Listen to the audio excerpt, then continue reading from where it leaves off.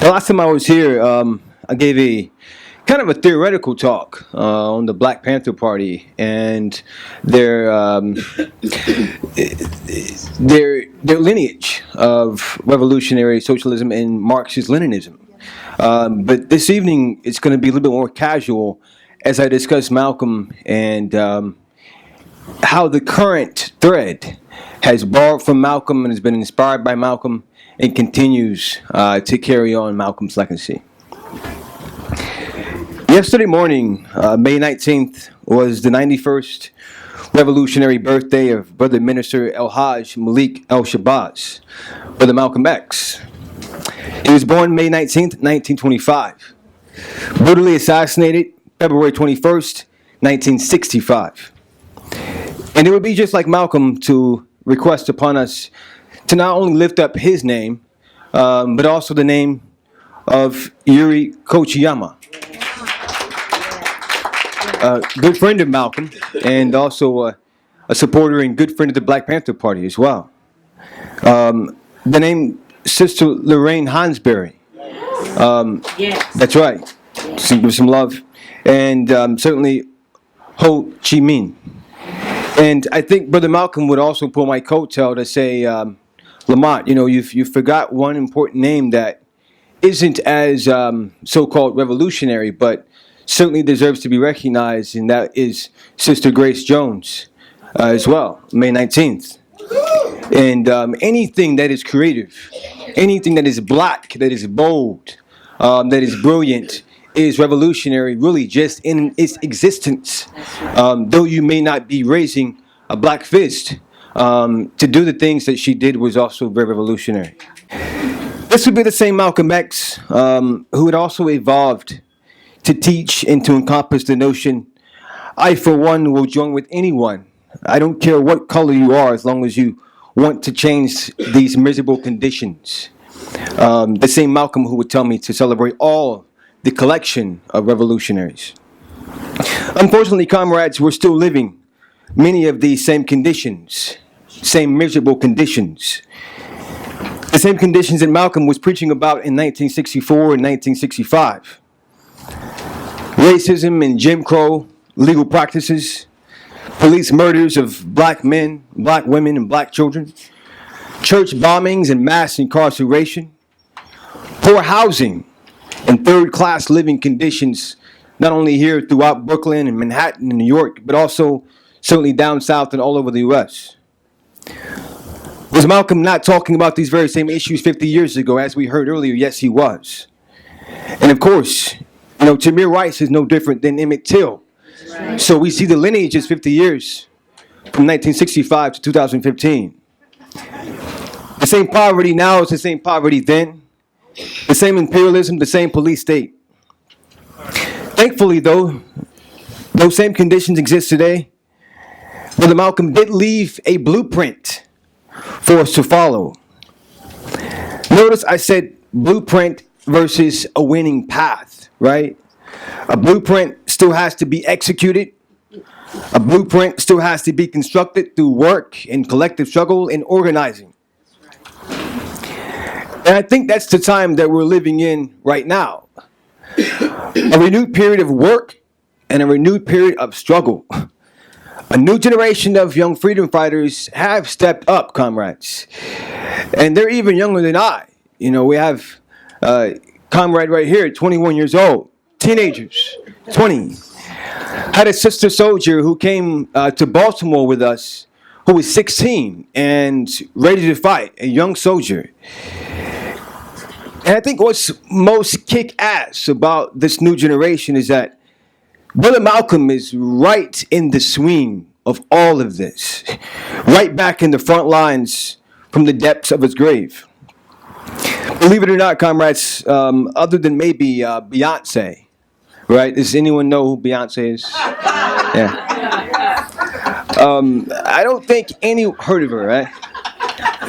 I don't think anyone is being studied and paid more homage to right now than Malcolm X. It's a very interesting note, but it's real. Beyonce even put Brother Malcolm front and center on her most recent album. Have any of you all heard the new album?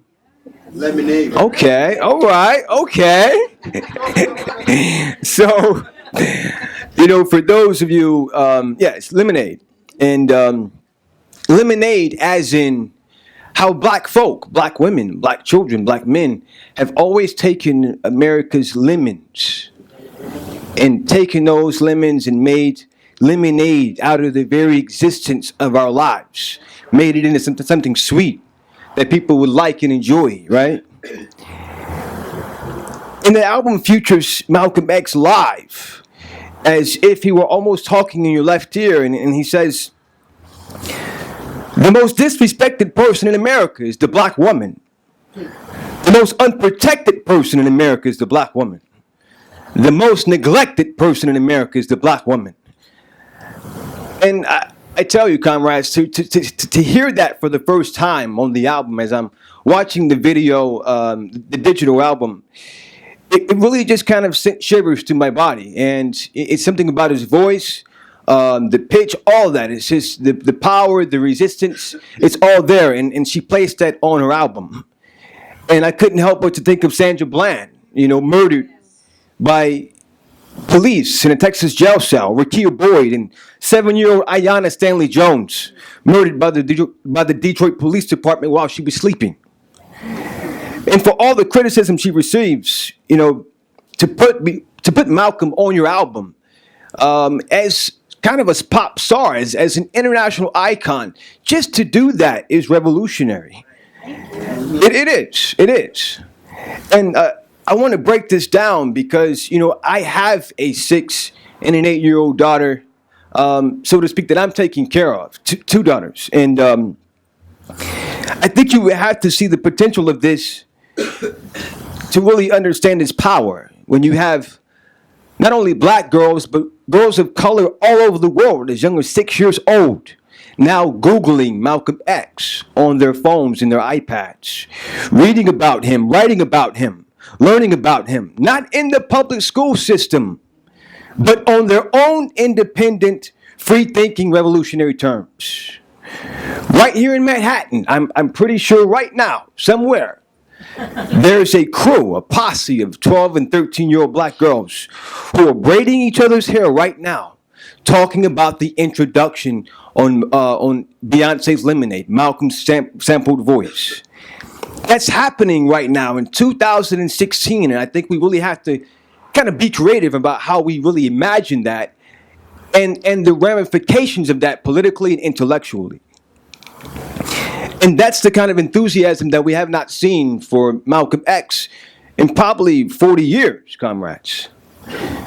A good friend of mine, Dr. Ashley Farmer, who's currently working on her postdoc at Duke right now, she just published a very, very good article on Malcolm X. It's entitled "The Many Women Mentors of Malcolm X." And it really is a must-read. Sister Ashley released this piece via the African American Intellectual History Society May 3rd.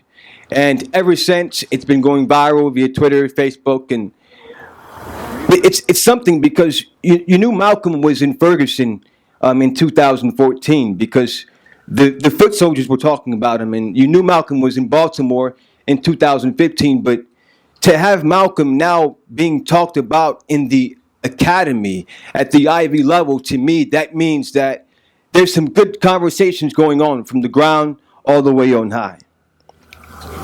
As the state has clamped down and honorable and decent employment has dried up, as conditions have worsened and white supremacy has once again mounted an ugly surge via the Trump campaign and also the resurgence of the Ku Klux Klan down south, you've seen youth seek the guidance in their old friend, Malcolm X.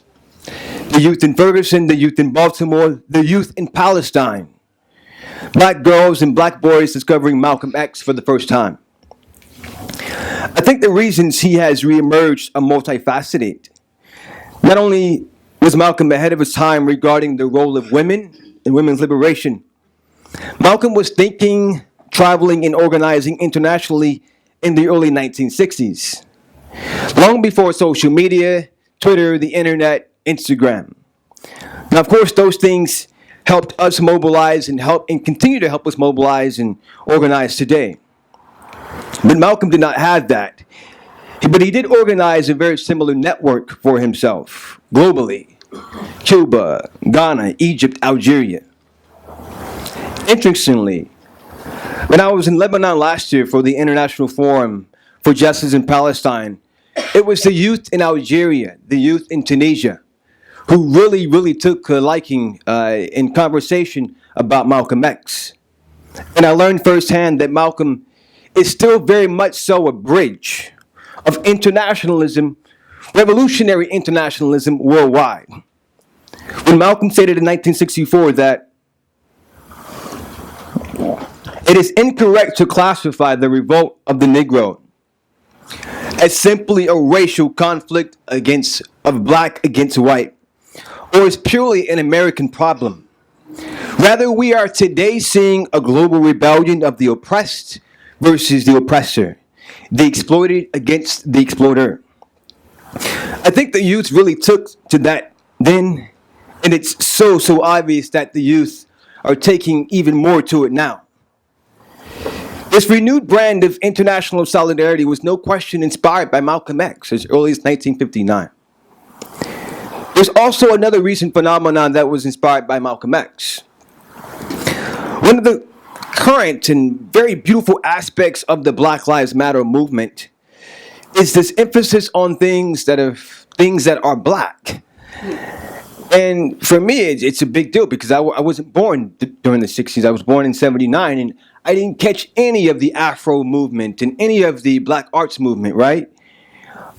And today, not only do Black Lives matter, but the masses of black youth are now very unapologetically black, right? It's a hashtag. You're seeing it as a phrase on shirts and hats. Black youth are wearing their hair natural again. My sister is wearing her hair natural again. The young sisters today have said the hell with straightening their hair. They're going to rock their low cuts, like Monica, their locks and braids and cornrows, their natural coils and twists. And it's not only happening in North Carolina, but it's happening nationwide. And this mental shift is not only occurring aesthetically speaking, right? But it's also a reflection of a political and a cultural shift. Some people think this kind of thing isn't important, but personally I think it is. If you don't have any pride in who you are, how in the hell can you be a good freedom fighter? Yeah. If you do not love yourself and the very essence and beauty of who you are and who your people are and where you've come from, the struggles that you've been able to mount against and resist, you've already lost basically before you can even get started. You have to love yourself and love your people, and then you have a cause to fight for. A worthy cause, a righteous cause, the kind of cause that will make you sacrifice, as Lone was saying, for the next generation, out of love, out of pride, solidarity. We learned that from Brother Malcolm, and it's priceless. Last year, during the movement for Black Lives convening in Cleveland, we actually lived that feeling in a genuine manifestation. Yes, my brother. Personally, I had never experienced anything like that before, and I'm not kidding. Everybody there was black and proud. I thought me and Imani were going to be the only two, right? But no, we were not. Everyone was. And it wasn't the kind of proud that is arrogant or boastful. It was the kind of proud that makes you fight back. It was the kind of proud that makes you shut shit the fuck down. Right. It was the kind of pride that makes you stand up instead of laying down and begging. The kind of pride that makes you resist and hold your head high. Despite the tanks, despite the National Guard, despite the tear gas. It was Malcolm who gave us that. And the young people have taken that today, comrades, and really run with it. Let's help this generation go as far as they can with what they have taken from Brother Malcolm. Let's get behind them. Let's keep Malcolm alive.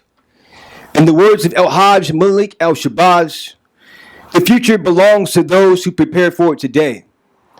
In our deeds, the proper time In all our deeds, the proper value and respect for time determine success or failure. All power to the people. Disrespectful to Brother Malcolm if I did not mention the only male heir to Malcolm, his grandson, Malik Shabazz, who was murdered, who was assassinated. We know that. We in Mexico, we don't hear about Malik Shabazz very often.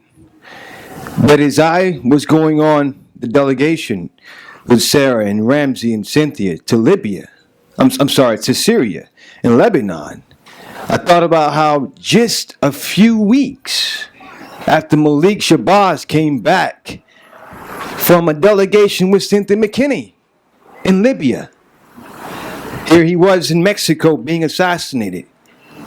His grandson went through issues, getting himself together politically, intellectually, spiritually. And just as this young brother was ascending right to his rightful place as a freedom fighter, young, he was taken out. So I think you said it so best. Every time there's some sort of gain by the oppressed, here's the oppressor. With every single chain that they can possibly pull and trick that they can pull. Taking out folk who are making these sacrifices. So, Sister Maya in Boston, myself, and several other folk, are trying to really raise this banner around Malik Shabazz because hardly no one talks about it, and you did not hear about it at all in the media. So, comrades, do some research. I'm going to continue to do my research, and hopefully we can get this story about, Malcolm's only grandson, who certainly was the target the day he was born. So I just wanted to raise that, in solidarity and in all truth.